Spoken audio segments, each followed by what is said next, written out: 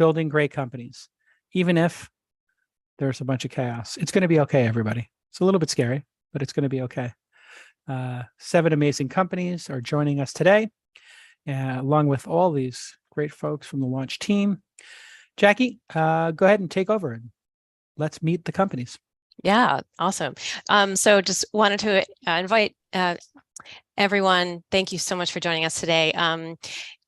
I already explained the format, but in case you just came in, we have 7 companies pitching for 3 minutes. And then I'm going to go around to our guest investor judges today on our panelists and ask them for some questions. And the founders will write down the questions, and I'll have exactly 2 minutes to answer all of those questions. At the end, I'm going to ask our guest judges to give us your top 3 of the 7. And then we'll also take a poll for our syndicate members. Welcome to our syndicate for joining us today also. If you have questions, syndicate members, there's a Q&A box for you there.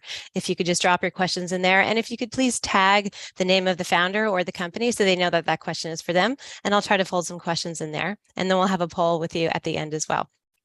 To kick us off, though, I would love to have our guest investor judges quickly introduce yourself. So when I call on you, would you please let us know your name, firm, average check size, and if you have a thesis. So we'll start with you, Jay. Welcome. Jay Levy, Zelko Ventures. We are focused on early stage, primarily B2B SaaS. Initial checks of anywhere from 250 to 500, reserves of 2 to 3 times that. And we do not bank with SVB, so we have access to our capital today to write checks. Excellent. Thank you, Jay. Atin, welcome. You're, I think, on mute. We'll come back to you just as you figure out your audio. Mark, welcome. Hey, hello, everybody. Mark Selko. I'm a GP at Costa Noa, and we are seed and Series A investors. We focus on B2B SaaS, data and dev infrastructure, and fintech. Check sizes for us range from 2 to 4 million for seed and 6 to 10 million for Series A. Awesome. Thank you. Minnie, hey. Hey, Jackie. I am Minnie Earsall, partner at 10110, host of a podcast called LA Venture. Stage-wise, usually a perfect fit for launch companies, like to lead seed rounds of about $2 to $4 million, a $1 million check, usually tech-driven B2B companies. Thanks, Minnie. Nadia, hi. Hi, Nadia Gill. I am an independent angel. I'm pretty diversified and flexible. I usually join in rounds with my peers or with Jason's fund. Great. Thanks so much. A couple more. Scott, hi. Hi, Scott Coleman. I'm a partner at Ignition. We are an enterprise-focused early stage fund. We write seed checks usually from 500K to $1.5 million, and Series A anywhere from 2 to 6 million. And if I didn't know what those categories actually meant yesterday, I certainly don't know what they mean today. All right. Thanks so much, Scott. Sim. Hi, everyone. Sim Blaustein. I'm a partner at BDMI, which is an early stage venture fund, part of Bertelsmann, a global media and services company. We invest as early as seed and up through Series B, checks ranging from 100K to 10 million across enterprise software, fintech, a little bit of Web3, as well as consumer and digital media. And yeah, what a crazy day to be thinking about something else besides the liquidity crisis going on. All right. Thanks so much. Thank everyone for coming here. Again, if you have a question, syndicate members, please do go ahead and use that Q&A box. And founders, please do check that as the session goes on so you can answer any questions. Okay, without further ado, I will bring up our first founder. We have Maret from Argyle. Are you ready to go, Maret? Yeah, can you hear me? Yeah, I sure can. I'm going to count you in. You have 3 minutes. 3, 2, go. Hi, my name is Maret Thatcher. I'm CEO and co-founder of Argyle. We help construction go faster with fewer F-ups for projects like Eric's. Eric had a bad day on site when they poured concrete around a structural embed, and it was a misplaced embed. The real frustration for Eric is they spent so much time and effort modeling this building prior to building it. Every detail is in here, but it's stuck in the office until Argyle. Argyle converts their model into an AR-ready format so that Eric can see what's on site. Every single one of the different trades, electrical, pipe, structural is there. He can click on mechanical systems and see them load around him. He can walk the site and learn that we actually need 2 boxes, not 1 there. As Eric goes through the site, they're able to find errors proactively. They're actually able to prevent prevent errors and see what they're building prior to building it.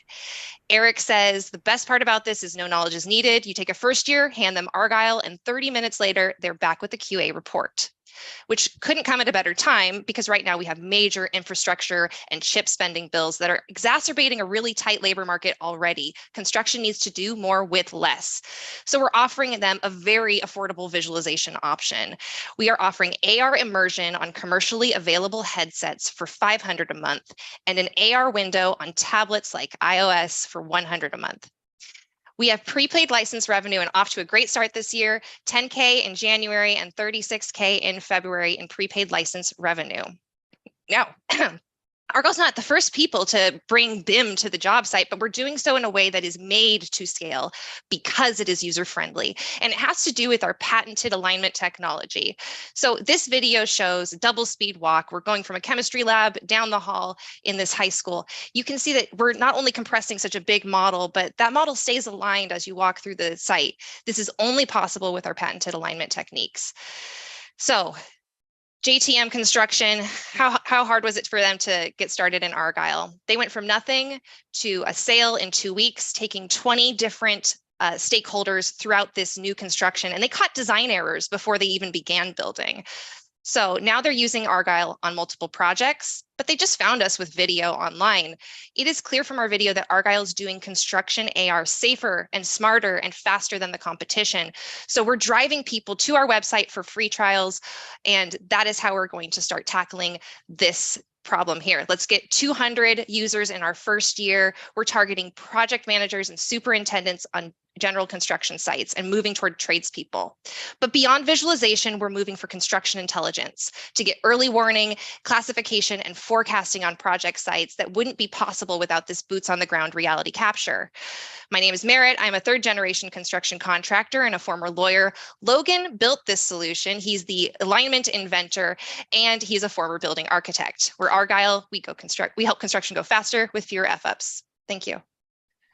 All right, thanks, Maret. Okay, we'll start with you. Can you, wait, 18, do we have your audio back? I think so. You tell me. Yeah, that's great. All right, do you have a question for Maret? Yeah, Maret, actually, that sounded really nice. It's obviously something that is needed right now. I guess my question to you is, who are you selling to in the end, right? Because on the construction side, there's a bunch of different people that are responsible for different aspects. So who are you selling to? Who's your ideal customer? And how do you actually get access to them? All right, thank you so much. Jay, question for Maret. Yeah. What's the remote capabilities of this? So it seems like you got someone on site, but is there also a way to stream this and leverage this in a remote environment? Awesome. Mark, how about you? Really cool. I'm curious about motivation to fix. Does the customer really want to know, when things are off, and what that means for adoption and accuracy? How do you know that how have you guys built the product for accuracy? All right, great. Let's take one from syndicate member Alexander is asking, can Argyle help reduce carbon emissions of large construction sites? So you have 2 minutes for those, Maret. Thank you. All right. Carbon emission question's great because concrete is one of the biggest emitters, and that was one of our first use cases in Argyle, is saying, hey, let's stop chipping out concrete for mistakes.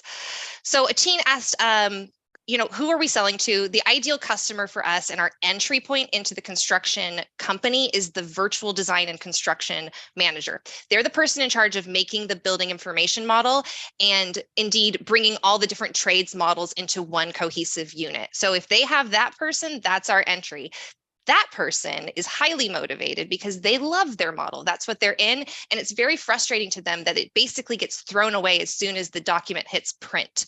So another great part about this is that we're getting access to them because of our video, and we're also doing outbound calls. So we can start to see customers are playing in the visualization realm. We're using that kind of intent data to make our outbound calls. As far as remote capabilities, short answer is yes, but it does rely on really good Wi-Fi or at least a good hotspot connection, which we found many construction companies do not actually have. So everything you saw was pre-downloaded to the headset because of our very small model compression. It does not rely on Wi-Fi or streaming in order to work. That said, it is super cool when you can get a remote participant going, and we have been able to live stream Argyle in the past, which has been a lot of fun. Mark, your question, is there a motivation to fix, and do they want to know? That has been the topic of some very interesting conversations we're having with customers. Like, are they victims to this technology because they can't fix it before somebody sees it? And really, that's not the case, because it's able to be a conversation piece about what trade goes next, who's going to be in the way of whom. And it's less about you're wrong and more about having a great conversation to begin with. So thank you. That's my time. I appreciate those questions. All right, great job, Maret. Thank you. Okay, next up we have Blake from Ecodrive. You ready to go, Blake? I see that you are. Can we hear you? Yes, can you hear me? Yes, can now. 3, 2, go. Hi, everyone. My name is Blake. I'm the co-founder of Ecodrive, a sustainability platform for businesses. Right now, people care more than ever about the environmental impact of the businesses they support, which is forcing every company to invest in sustainability. But along that transition, businesses are struggling because it's a complicated topic, it's expensive, and it doesn't necessarily implement into their existing model. Ecodrive solves those problems. Our platform allows businesses a simple way to integrate tree planting into their existing operations. The way that we do that is we find the highest integrity tree planting and reforestation projects, and we tie that to transactions across all different business and industries. The reason we focus on tree planting is because it's easy not only for the businesses to understand, but also the end consumer. To get an idea of how it works, we'll use one of our brands as an example. This is Cass. She has a direct consumer juice company, and within minutes, she can integrate, in this case, her online store, a Shopify, and start planting trees for customer actions like online orders. With that, she gets access to our impact portal, where she has everything she needs to showcase the actual impact that's happening, but also a marketing toolkit to leverage it across her business, helping with customer acquisition and on-site conversion rate. Everything is tied to API and transactions. So once transactions happen, our API lets us know we need to plant the trees. Now, what makes us different is we verify every tree gets planted. What that means is planters on the ground have technology where they're recording things like latitude and longitude, timestamps, and imagery of the actual trees as they're planted, all of which is uploaded to a blockchain. So we can verify trees get into the ground, but also monitor their survival rate, all of which is tied to a unique customer data point.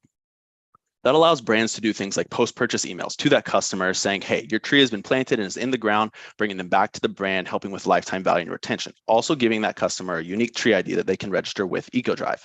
We work with over 300 brands across all different product categories and have an extremely high retention rate. The business model is simple and dynamic for any type of business at any scale.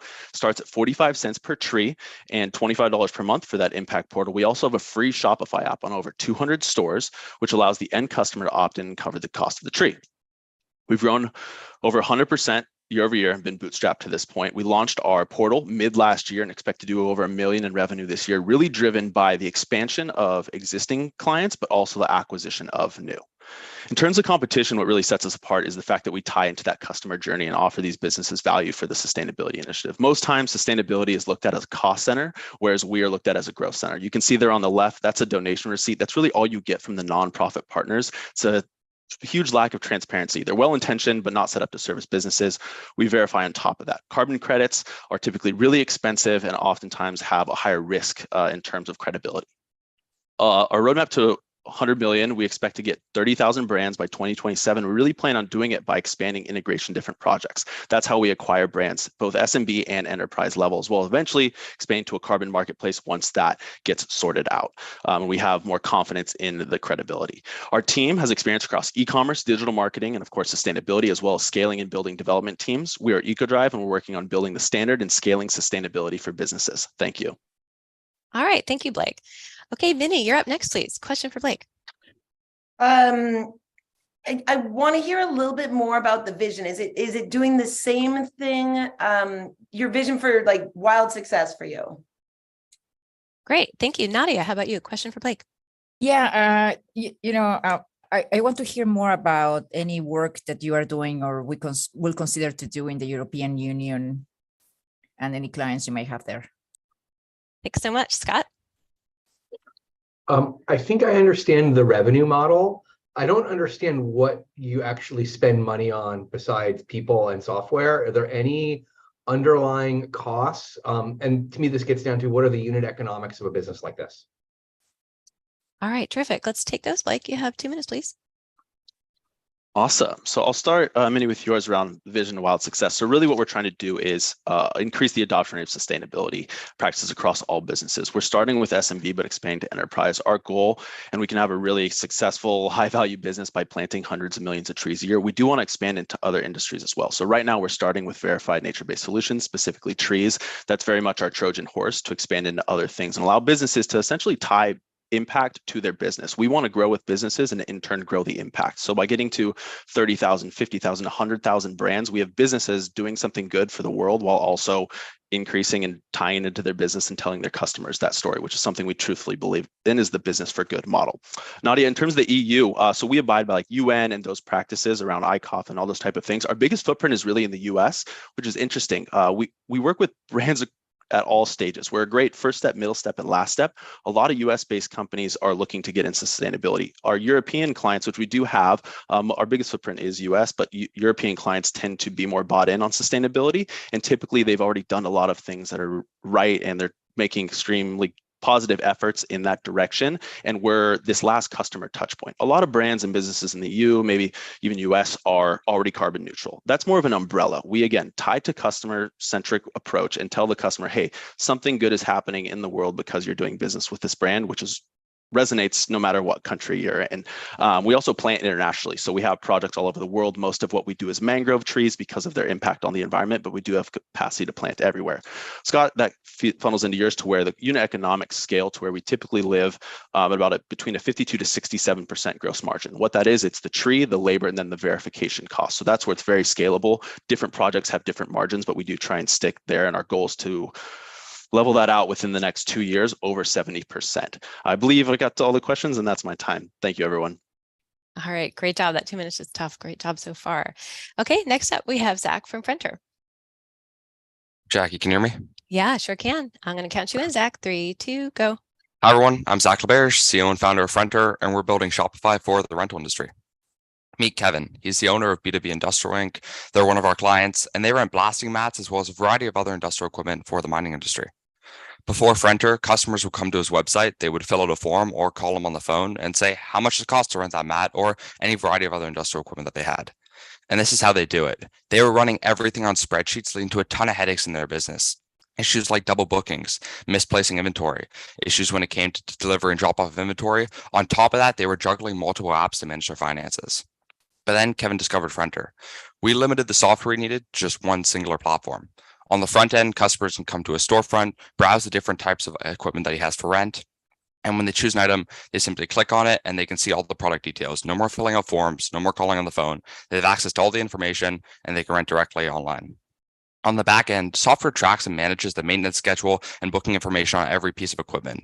And this is super important because it gives him better insights on when to repair and replace his inventory. He can also better manage delivery, booking approval, a bunch of other information, so Kevin will never have to look at a spreadsheet ever again. We offer enterprise-grade level tools that our customers can understand within minutes with our dashboard. Kevin can see his earnings, his rental summary, his return on investment on every particular item, and this is really crucial. It lets him make better buying decisions for his business.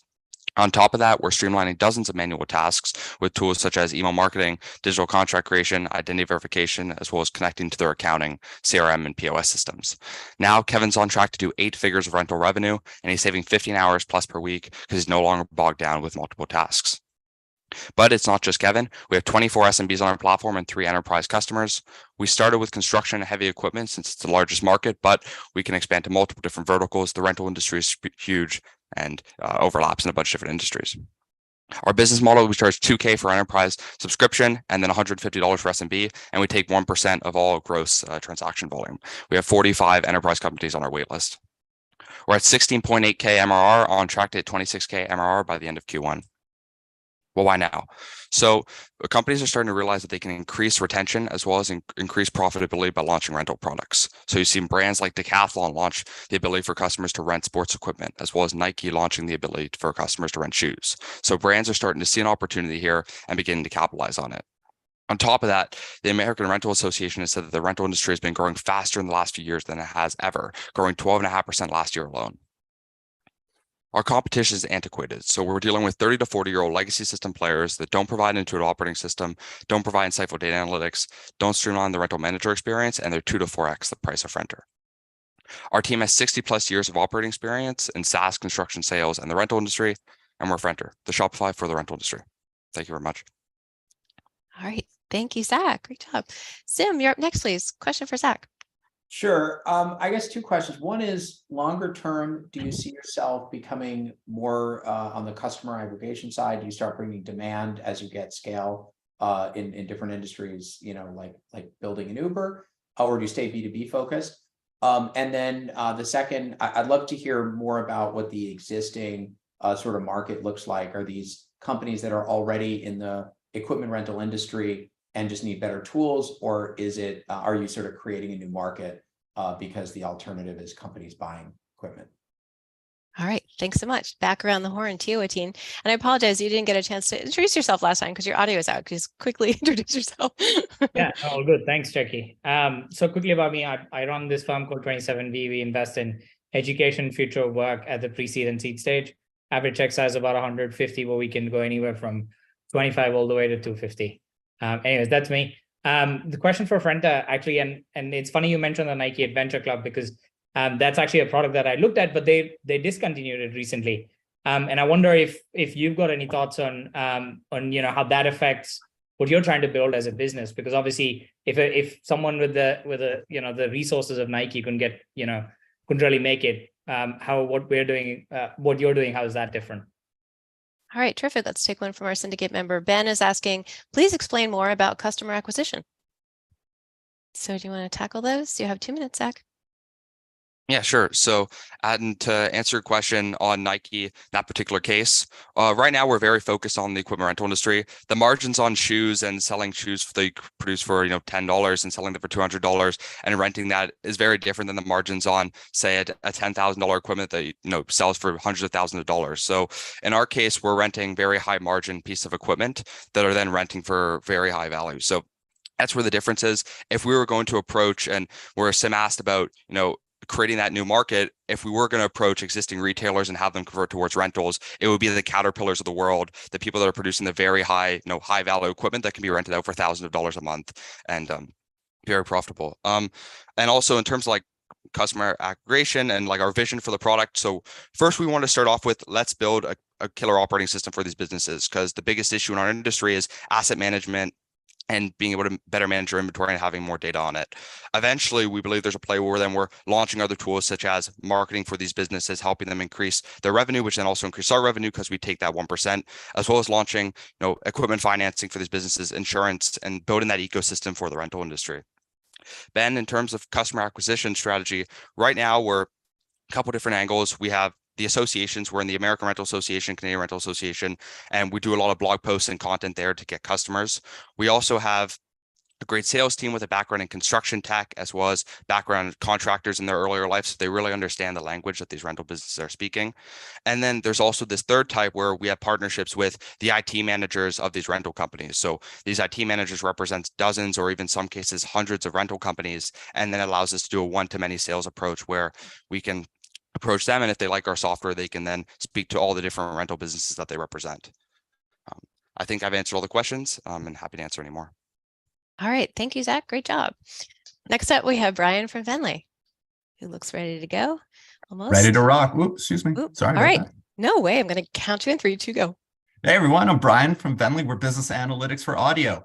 I'd like to introduce you to Ginger Shimp. Ginger is the senior marketing director at SAP, and she's responsible for newsletters and white papers, but she loves creating and sharing audio content because this is a consumer behavior that she can replicate. And it's especially important right now because as budgets are getting cut and teams are getting slashed, audio is an incredibly efficient format for her. Podcasts are amazing, but that's only one small part of what is the audio ecosystem. Earnings calls, expert conference calls, town halls, keynotes, panel discussions are all examples of high quality, incredibly important audio content that exists at the business today that is not utilized and not measured. We are not at all focused on the creation of the content. We are not a studio. Instead, Ginger and all of our customers upload audio content directly into their dashboard, and they can make modifications on a player that can be distributed across their channels. This is what the player looks like when it is embedded, and here's a player preview image. There's a call to action button that lives on the player so that Ginger can better connect playback on that specific piece of content with a down funnel marketing action. The player can be embedded, but we have a player link that is intelligent enough to render on the channel that she needs to distribute this content. And again, this is shared to her owned and operated channels, like her LinkedIn, like Twitter, like a commerce platform that she operates. One of the motions that we're pioneering together is integrating audio into PDF collateral. Here you can see the player is branded as SAP. Customers are also looking for flexibility in the way. That is a key soundbite from a webinar that was repurposed as audio. While the distribution is incredibly important, is our analytics that has differentiated us in this marketplace. We are telling our customers, listening by hour, the full funnel of engagement, how many people clicked on that priority action item, drop off on that specific piece of content, metro-based listening. We are putting SAP's audio content where they actually do business and telling them how that content is performing. Right now, we're telling our customers what is happening, but our roadmap is increasingly defined by why it's happening and how you can be better at that in the future. We're a SaaS business that charges $1,000 per month per group. SAP has multiple groups with us. We really hit our stride the back part of last year by refining our sales motion away from internal communications and into external marketing budgets. We have $1 million in weighted pipeline in 2023. In addition to SAP, we're proud to work with JustWorks and SailGP. And actually, as of this week, we closed Delta Dental through our partner, Mike Worldwide. The existing tool set is really focused on monetizing individual creators on Apple and Spotify. SAP does not want to run MeUndies ads in their own content. They need it to live where their audiences are. We're a team that has built audio products at scale, and I'm grateful for the time and consideration today. Happy to take any questions you might have. All right. Thanks so much, Brian. Jay, you're up next, please. Question for Brian. Brian, good momentum since I've seen you. Good to see you. Talk a little about the kind of what you think the killer feature is that makes this like a must-have versus a nice-to-have, along with ACV and ACV growth within companies. Terrific. Thanks, Jay. Mark. Yeah, it seems like marketing and marketing communications is the core use case. Are there expansion use cases outside of marketing? All right, great. And how about you, Minnie? Yeah, I missed, I like it. I clicked on your LinkedIn. It looks like on LinkedIn, it says you've been doing this 4.5 years. So I'm curious about a little bit of the story of the journey and sort of, I want to know about the inflection. All right, great. Maybe we'll grab one more. How about you, Nadia? I'm curious, can you tell us more about, how are you acquiring customers? Yeah, that would be great. Great. Want to tackle this? Brian, you have 2 minutes. Well, thank you so much for the question, Minnie. The journey has been a wild one. I don't have 2 minutes to tell you about that. Let's connect offline. But this is the result of a really significant pivot. The shorthand is that we started in interfaith marketing and audio and pivoted into B2B SaaS by listening to our customers. And I do think that is really the key takeaway with respect to our team is we listen to our customers and we build product that people actually want. And Jay, that sort of dovetails into your question about the killer feature, and which is, it really is this analytics product. When you go and you publish a podcast, for example, and again, we are different from podcast hosting technology, but when you publish to Apple and Spotify, you're left really with just a download, and it doesn't tell you the who, what, where, why of your audience.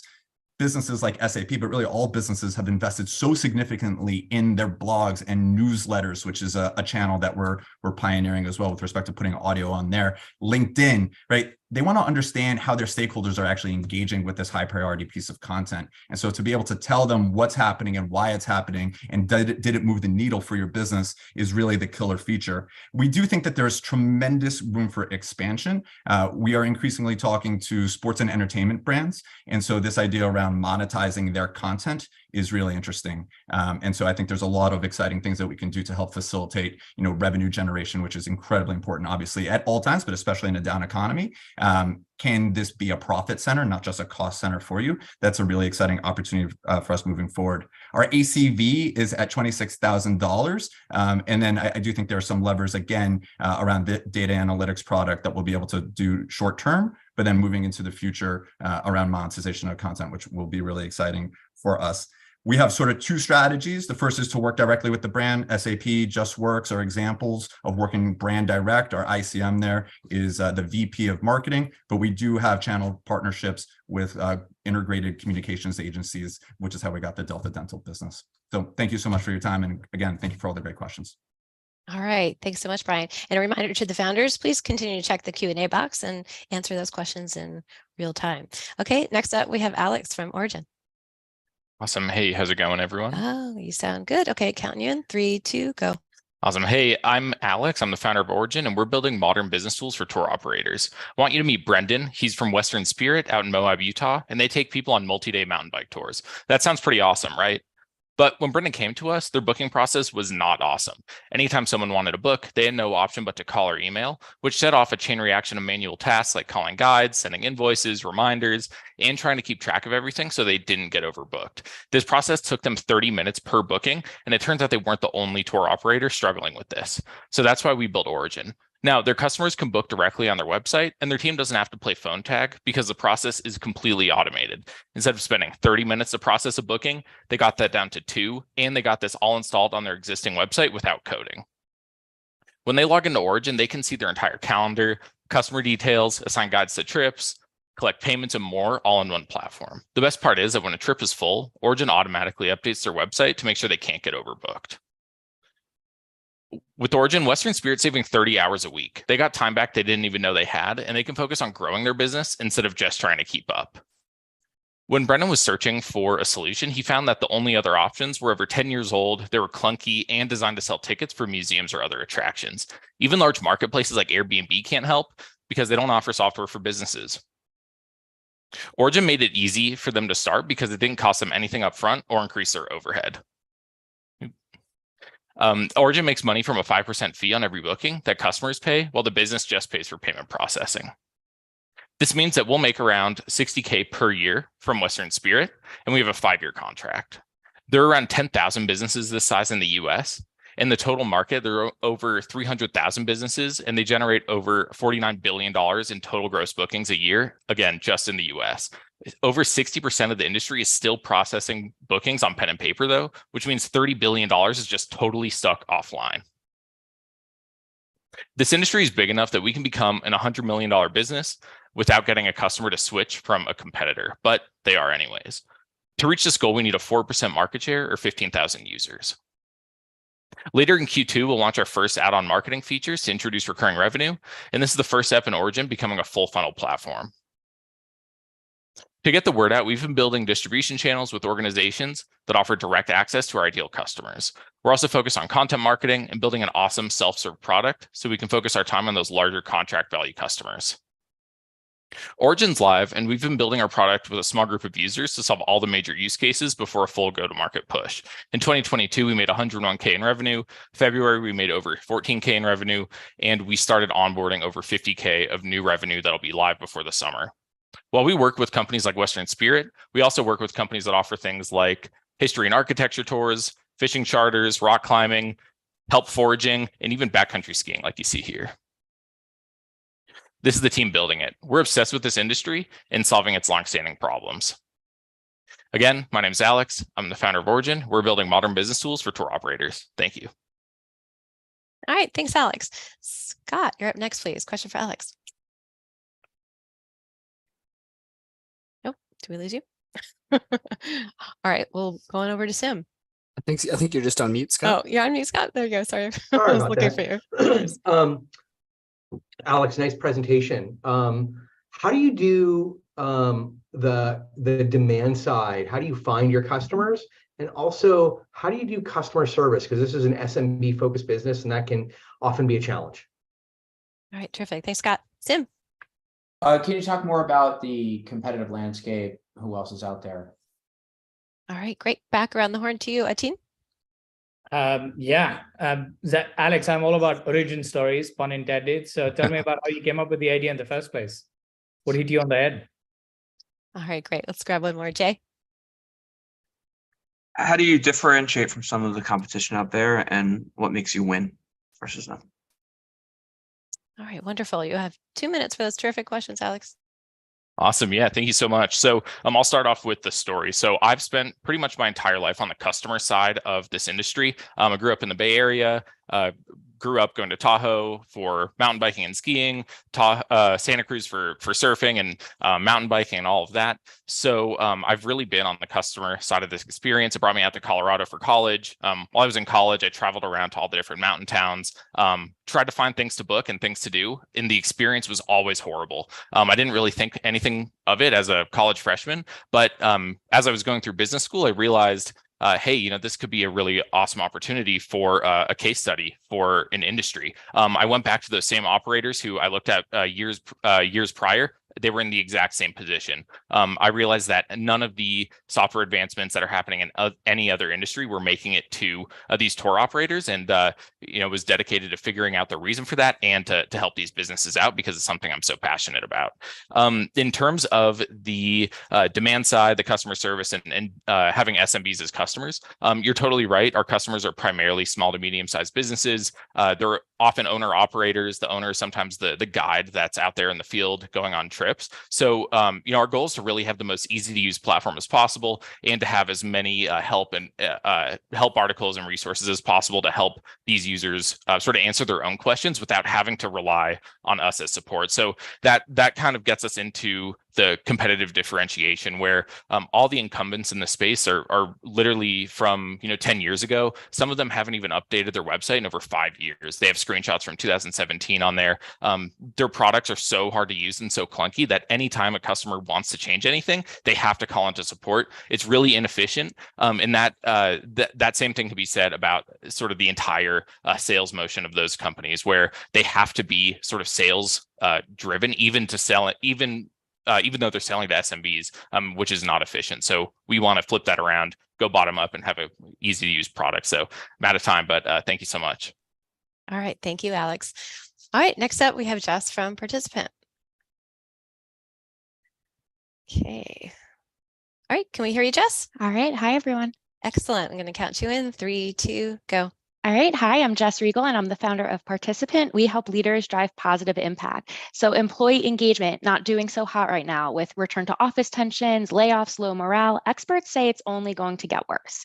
But social impact is a powerful anecdote here because companies with strong purpose, they see better engagement, they see lower turnover and other bottom line benefits, which means now more than ever, it's important to invest in people and culture.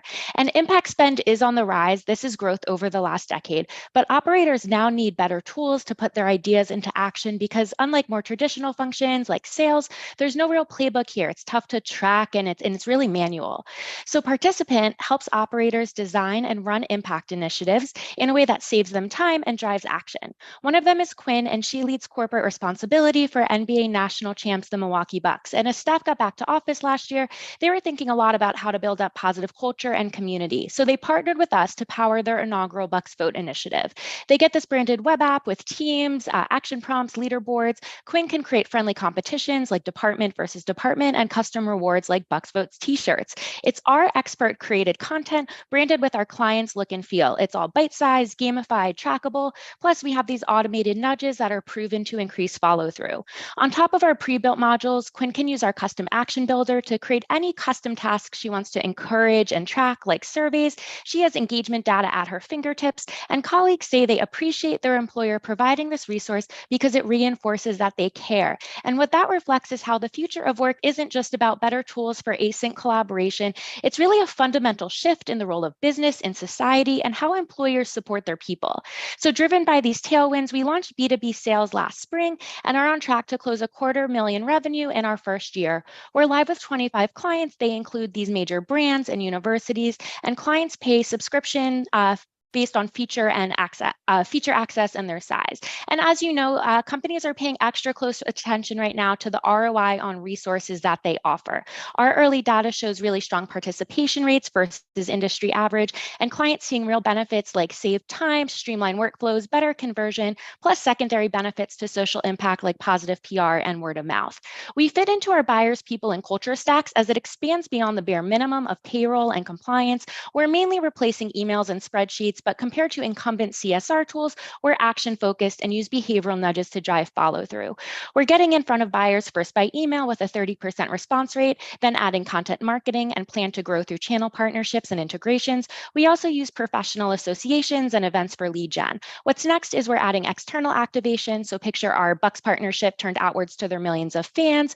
We're expanding our feature set for custom actions, and we'll release new turnkey action modules across other impact verticals like climate and sustainability. As we scale those offerings, we'll move up market and increase ACV to scale to 100 million ARR by 2030. Our team is subject matter experts, and we're building the tools that we wish we had. I have a master's in social impact, and our CTO formerly ran Android at Tinder. I'm Jess Riegel of Participant. Thank you all so much.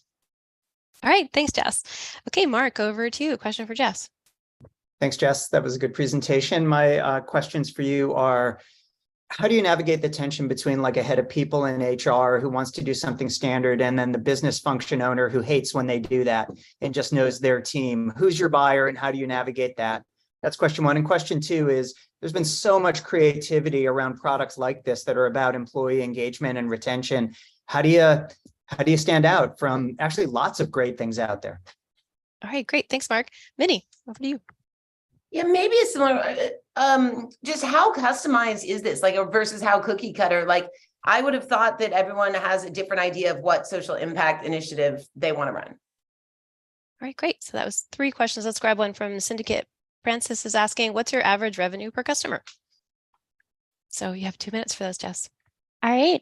Thank you, everyone, for your questions. So working backwards from Francis, our ACV is around $6,500. Our contracts range from $1K to $30K and up, and they range from annual to 24 and even some 36 months. Our buyers are mainly on the corporate side. They have a title like corporate social responsibility, employee engagement and internal communications, government relations or community relations. And they're the person who is typically overseeing sort of impact-focused initiatives for their employees. Ultimately, part of our vision is to expand outwards to serve customers and fan bases. When we get there, right, there'll certainly be input from folks in marketing and external affairs roles. But what we're focusing on now is the internal engagement as kind of the most structured, also the easiest to tie to sort of bottom line indicators like employee engagement and retention. So those are the buyers that we're selling to now. And, absolutely, right, the kind of growth in creative solutions that are designed to better engage and retain employees is exactly the paradigm shift that we've tapped into.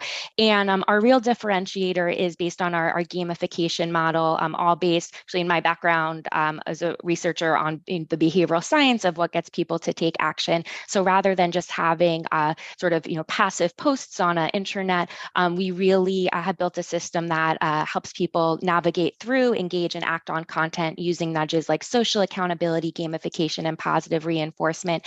And finally, for Minnie, in terms of how customized versus cookie cutter, we have pre-built action modules that clients can roll out and brand. And those are our sort of research-based best roadmap on how to drive people to a particular action. But then we also know that clients have things like maybe it's, internal events, surveys, goals to generate user or gather user-generated content. So we have our tools, which they can use as well. Thank you, everyone.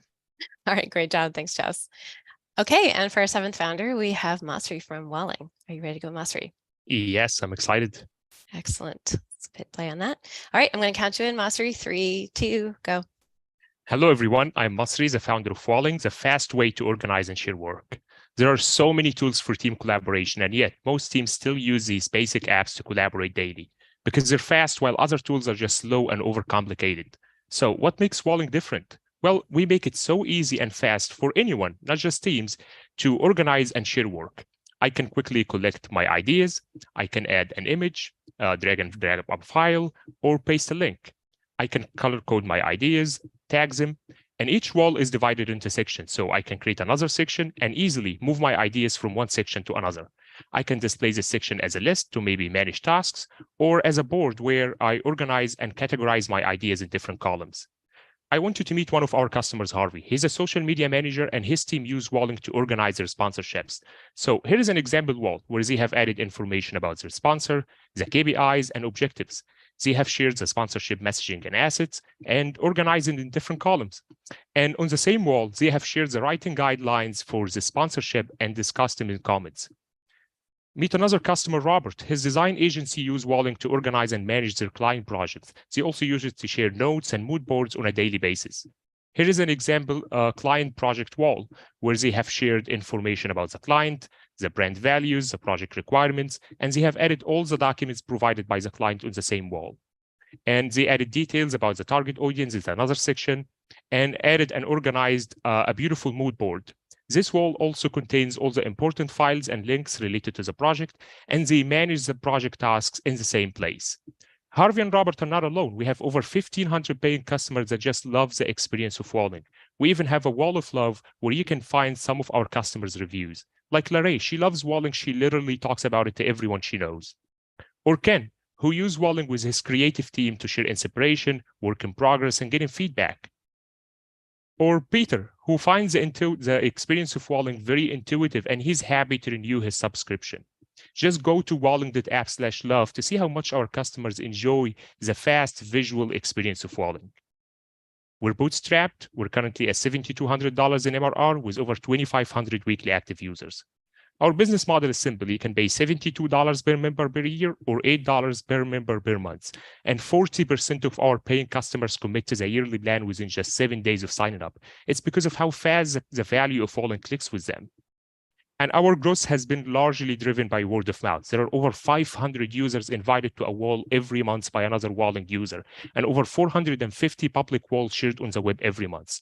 We're a team of two. We were previously project managers before Walling, and we're Walling, the fast way to organize and share work. All right, thank you, Masry. Nadia, you're up next, please. Question from Masry. Thank you, Masry. I love the tool. It looks very beautiful. So question for you, when you look at the future, or help me understand a little bit better in terms of your ideal customer, are you targeting companies? Are you targeting individuals? Just tell me more about it. All right, thanks, Nadia. Scott? Do you look at users as starting a new workflow, or will this be part of existing workflow and so integrate into tools they might use today? All right, great. How about you, Sim? Can you say more about the kind of types of companies or projects that you think are best suited for Walling? Is there something that's too big or too small where it makes sense to set one up? All right, great. Let's try to grab one more. How about you, Jay? What's your go-to-market strategy? So how are you going to get people knowing about the product and off of competitive products? Awesome. Questions. You have 2 minutes for those, Masry. Sure. To Nadia, to your question about the future of Walling, where our vision for the app is to provide a fast way for anyone to organize and share work. So we target individuals as well as companies, but Walling works with follows a classic bottom-up approach. We target the individuals. They use Walling in their own. It's a complete self-serve experience where they organize their work, share walls with their teams before they import their teams to a teamwork space. And this takes us to Jay's question about the go-to-market strategy. We have seen the wall share feature. We have seen a lot of traction with this feature because our customers just love the experience of Walling, of how fast they can collect ideas and share them with someone. So what we want to position Walling as, not just as a productivity app, but as a sharing tool where they just experience a fast way of organizing and sharing ideas before educating them on how they can use the tools to organize and manage their work. So Scott, your question about the workflow.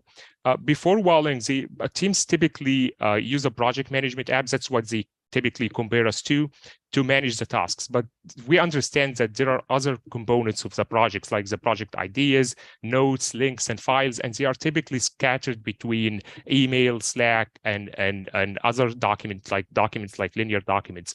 So what we offer them is a more organized way, specifically for remote teams who need something like this for asynchronous collaboration.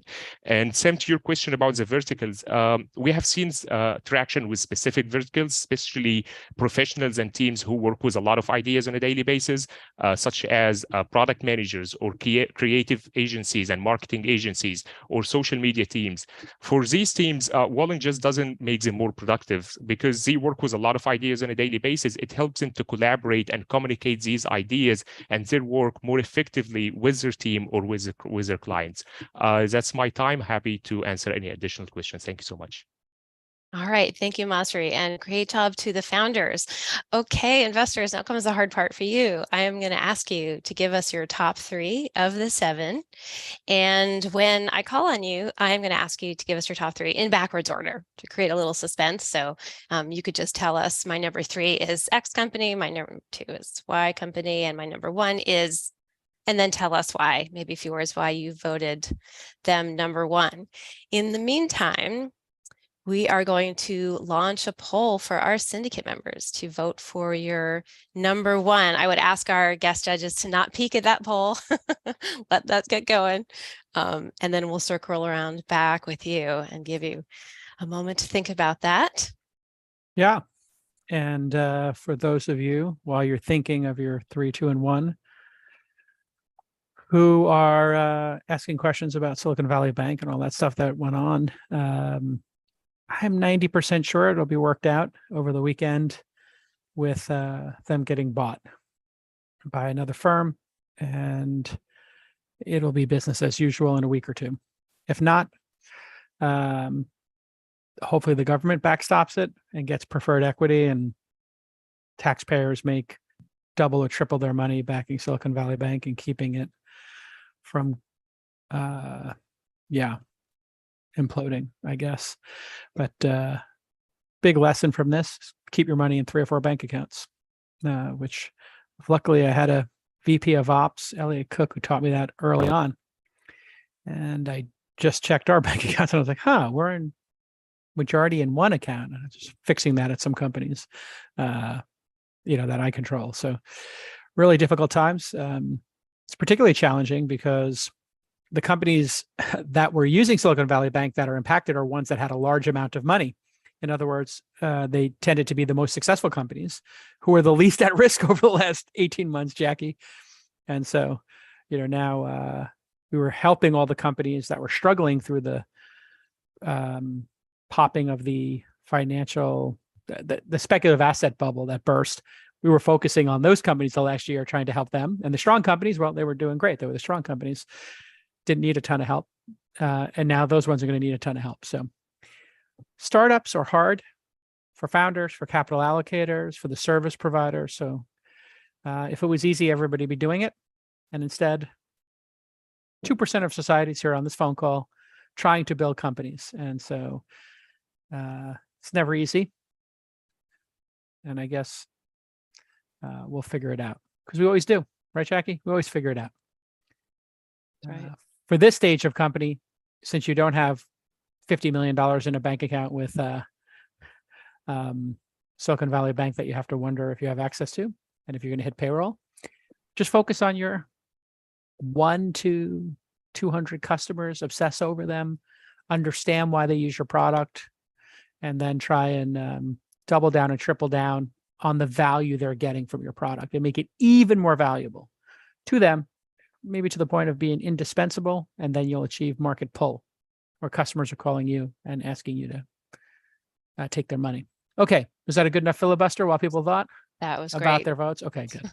I usually do about 90 seconds at this point. It's perfect the topic timing. was just put in my lap. Thank you, Jason. All right, investors, I'm going to ask you for your top 3 in backwards order. I'll start backwards. So I'll start with you, Scott. Sure. Scott, Can you hear me? Yep. Excellent. I got off mute this time. Number 3 is Ecodrive. Number 2 is Origin. And number 1, love industries that are going through a digital transformation.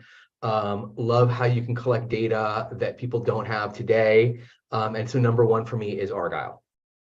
Nice, nice suspension. Yeah, thanks, really Scott. perfectly done. You Well did done. that It's a perfectly. professional. No coaching. All right, thanks, Scott. Sim. Number 3 would be Walling. Number 2 would be Origin. And I was trying to think of a good preamble to give suspense, but number 1 would be frenter. All right, but why? You can say why though.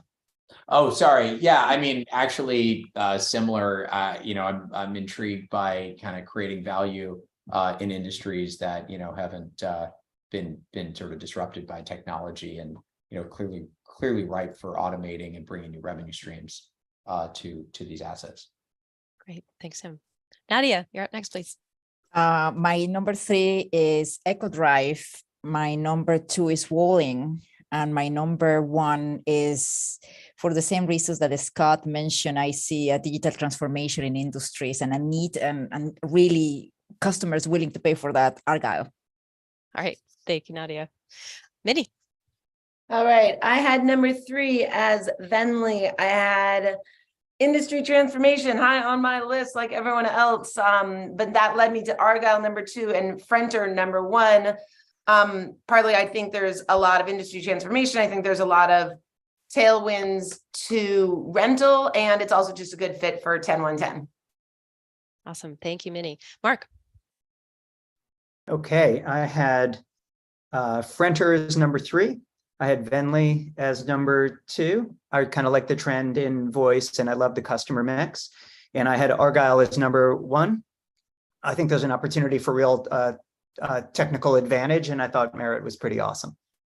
All right, thanks, Mark. And Jay. I had participant as number 3, Walling as number 2, and Vennly as number 1.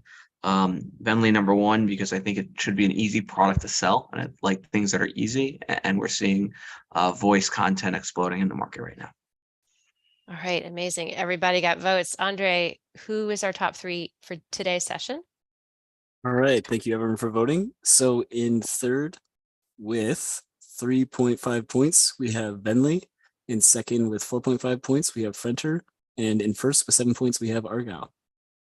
All right, and we do this every week for 16 weeks, 14 weeks, 15 weeks. Yeah, it's a long program now, yeah. And we have an overall tally of the top 3.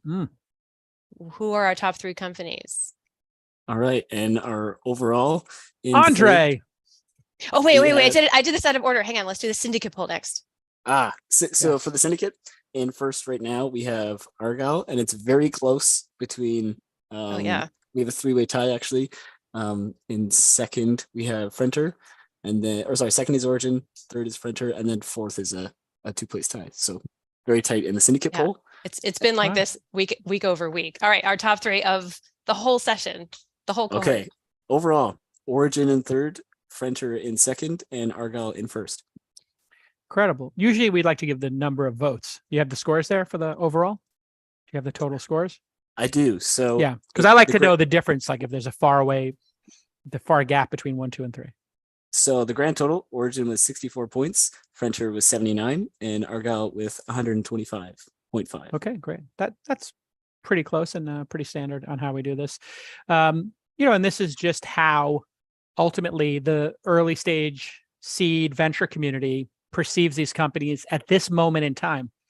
What happens is, a company ultimately, the arbiter of success and the ultimate ranking is your customers. So while it's great to get feedback from investors like myself and the ones on this call, we have a lot of good signal, but sometimes we're wrong. And ultimately, it's not our opinions that matter. It's the opinions of your customers. And when the customers, embrace a product and you get into that virtual loop, everything gets easy. But this is the piece that people sometimes have a hard time with, is communing with their customers and really breaking bread with them and understanding them and doing those focus groups. So if you want to see what you're doing with your startup, just hockey stick, obsess over those customers and obsess over the product and be ruthless with the product. If customers aren't using a feature, deprecate it. If customers are using a certain feature and they love it, what happens if you make it 20% better? What if you made it twice as good? Kind of boring to work on the same feature over and over again, but it worked for Tesla, Facebook, Apple, Google, and Amazon. Those companies spent a decade just making your books and your deliveries come quicker, the battery life on your Tesla lasts longer, your iPhone camera being better, your Google search results being tighter, the advertising technology at Facebook and Google being a little bit better. So the thing I'd love for you to take away from the program And congratulations on just doing a great job.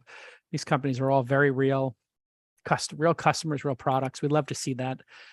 It's just keep obsessing over your customers and keep being ruthless in your product velocity.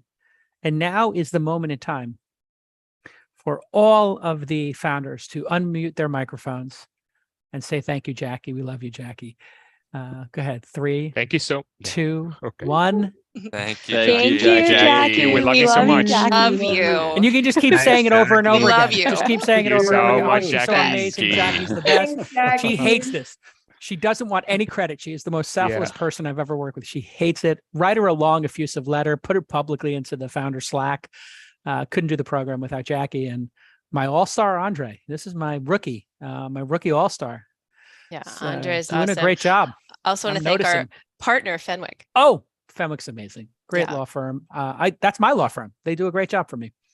And you know what? They give my founders a little bit of a discount. They take it easy on them with the bills. But hey, Fenwick's not cheap, but they're great, and they really know how to work with founders and grow with them. So great job, Fenwick. Appreciate them always taking the time to help educate our founders. This has been amazing. There's a couple of ways you can work with us as a firm. Number one, we created Founder University. It's at founder.university. And we've done 4 cohorts there, and they feed into Launch Accelerator. Those are for people who have an idea, a mock-up, maybe they're working on their MVP, but it's clunky and they're trying to figure it out, or they just are passionate about becoming a founder. We teach them how to be a founder. And then we will give the companies in the Founder University who are doing well, we'll give them $25,000 for like their friends and family round, essentially be the first money in to help them incorporate. And then we've done that maybe 20 or 30 times now. And we had 300 people, I think, come to the last cohort. We found an incredible device. We charge people $500 to come to the weekly sessions, one $500, not each week. If they come to all 12 Monday sessions, we refund their $500, which gives us a 93 to 96% completion rate. So it really holds people accountable and gets them to show up. And then Founder University for people who have a couple of customers a little bit further along. And it's a real competition to get one of those 7 slots. Most people obviously don't get in. Hundreds of people try. And then when they graduate, we have the syndicate in our fund, and we'll try to put a little bit more money into these. And you can join the syndicate if you're an investor. And many of you who are online are a syndicate member right now. And the syndicate's doing great. We have a new SPV provider that we started up called SPV Solutions after a short shutdown. For the syndicate members, you know what I'm talking about. And you'll meet all these companies when we syndicate them if they're raising around. Right now, 5 or 6 out of 7 companies that graduate raise around within the first 6 months or by the 6th month after graduating. And the 1 or 2 who don't, it's typically maybe one of them doesn't want to raise money. They're still figuring it out. And then maybe one of them doesn't clear a market. But the statistics have been quite extraordinary. And that's really a function of our selection process and Jackie's amazing job running the program. So we thank you for coming. It's not easy to invest in a down market, but I have to tell you, in my experience, fortunes are made in the down market, they're collected in the up market, and we are starting over again. 2022 and 23 is a great reset. And we're seeing amazing valuations. I'm guessing most of the companies here will have valuations between 4 and 10 million. In other words, reasonable valuations where you can get a meaningful ownership percentage as a seed fund or as an angel investor. And that's just absolutely fantastic to see those great entry points for investors. And then founders are being more capital efficient. So Jackie, anything to add there as we wrap up? No, congratulations to our founders. It's been such an honor working with them this last few months. Yeah, we love doing this. It really is a great joy of our life to be involved with founders at Founder University before they even have an idea, and at Launch Accelerator when they just try to get those first couple of delighted customers. It really is an honor, and we love doing it so much. And now founders that graduate, they go to our founder Slack, and we hang out there, and we grind it out and try to figure out how to be tactically, strategically, and mission-based startups that really attack those 3 parts of running a company. It's a never-ending learning process. Startups, that's what makes it so addicting. Every day I wake up, Jackie wakes up, we look at the accelerator and say, what can we do better? And you get to do that with your startups, and you get to do it as capital allocators or syndicate members. And that's what's so great about this game. It's just more and more things unlock. I'm in my second decade of angel investing and seed investing in these companies, and I'm more enthusiastic and excited and engaged than ever because of these amazing founders that want to change the world. So congratulations. And one last time, we'll all snap it up and tell Jackie and Andre what a great job they Jason, did. all Not the me. founders. I barely show up. I just And Mike, that helps out. a little bit. Yeah, we have on the margins where we can, but it's a Jackie show. All right. We'll see everybody next time. Bye-bye. Thanks for Bye. coming,